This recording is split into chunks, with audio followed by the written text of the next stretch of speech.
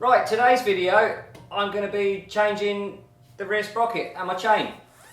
The reason for that is because I went to drag strip a few weeks ago and it was quite high gear. I was actually on a couple of runs, I managed to go over the line still in third gear. So I can lower the gear ratio down a bit and I think that'll make it a little bit quicker. I'm going to put a split link in it so I can actually change it back to how it is now to a standard sprocket, which is 37 teeth. The one I've got for it now is 42, the new one, because I want it in the same form it was when I was at drag strip last time, apart from one thing which I've done since, and that's the D&K Tunworks remap. That's downloaded on the bike now. I might go into that in this video, or it might be another video, I'm not sure yet, but I'm going to see what the difference is on a drag strip with a D&K Tunworks. It does feel noticeably different on the street, it does feel a lot better, it does feel more torquey, and it revs to 7,400 now. So that'll make a difference on a drag strip as well, especially with the lower gearing. So I'm looking forward to getting there and doing that. But today I'm going to change the rear chain and sprocket. I've got a 42 tooth sprocket and a new chain because it needs to be bigger. I went for a gold one.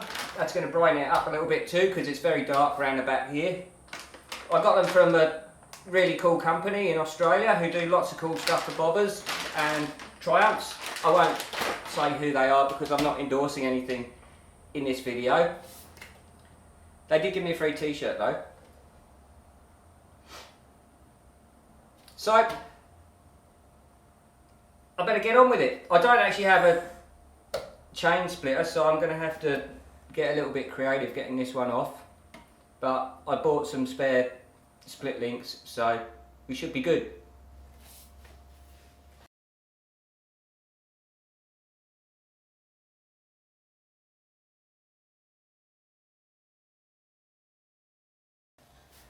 It would help if I actually put the new rear sprocket on, I guess.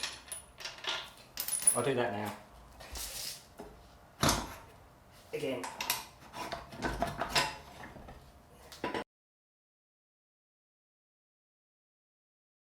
I'm getting quite good at this, which is handy because I'll be doing this at the drag strip.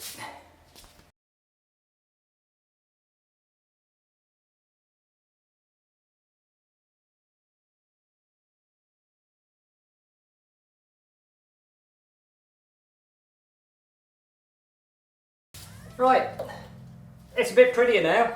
Let's go and see what it feels like. I'm actually using fifth gear at 60 k's an hour now, which is cool. Right, I've got my new chain and sprocket on and just driven it across town. It's nicer to go around corners because you're not stuck in a high second gear, which is really snappy when you want to pull out of the corner. So I'll just check in, make sure that the wheel's still on there, it hasn't fallen off yet. I probably would have noticed if it did. Right, let's see what it pulls like.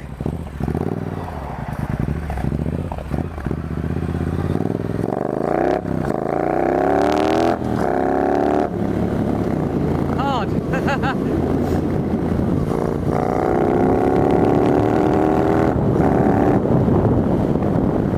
Fuck me!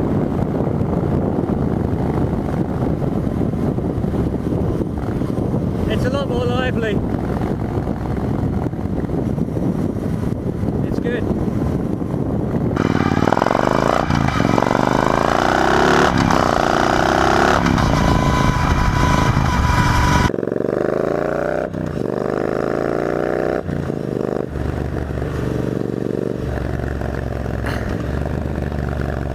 Yeah, it definitely pulls a lot harder.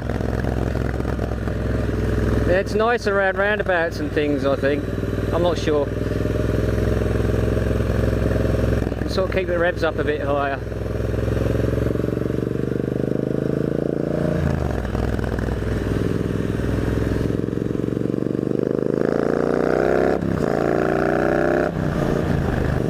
So I'm doing 100 k's an hour and it's doing 3,000 RPM on the highway.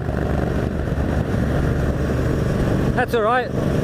It's going to use a lot more fuel, but I've got a big fuel tank, so that's okay. Well, actually I don't. So the conclusion, well, it's good. It's going to make me use a lot more fuel if I leave it on there like that, but I think what I'm going to do is only put it on if I go to a drag strip or if I'm doing performance things. I don't know. I don't know where this bike's going yet. But yeah, it certainly pulls a lot harder, and I'm really looking forward to actually getting on a drag strip to actually see what difference it really does make. So that'll be in another video. So stay tuned.